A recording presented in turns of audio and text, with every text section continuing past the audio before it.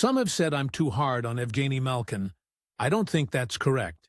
It's true I don't see him as Sidney Crosby's equal, because he's not, but Malkin is an all-time great. It's true I would have traded Malkin in 2018 when he would have fetched big return. Assembling energy and younger talent around Crosby might have afforded the captain one last run at glory.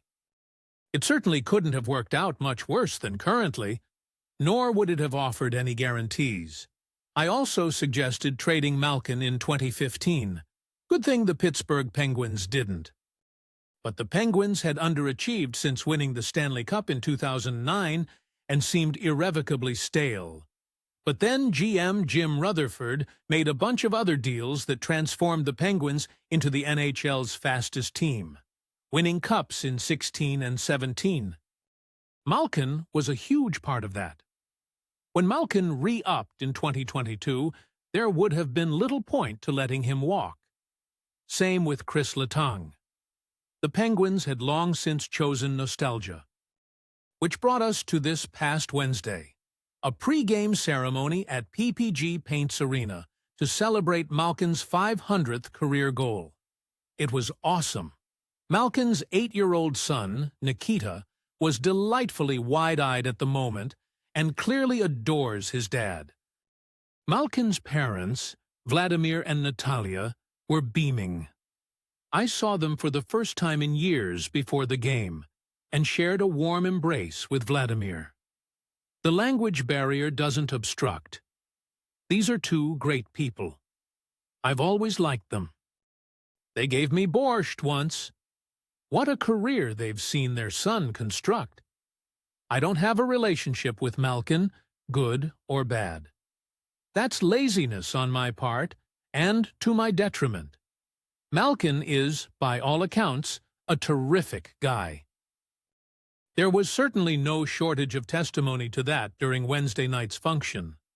Malkin is one of the best players ever for the franchise I started supporting in 1967, Ground Zero, when I was 6, younger than Nikita. It's been a privilege to witness what's he done.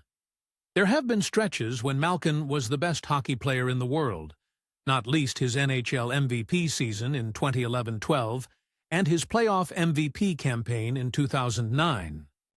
Rising above the other greats in his era was no easy feat. The NHL's omission of Malkin when it released its 100 greatest players list for the league's 100th anniversary in 2017 invalidated the whole concept. Mats Sundin? Yikes. Malkin might be top 50, never mind top 100. Malkin has his flaws, some exacerbated by age.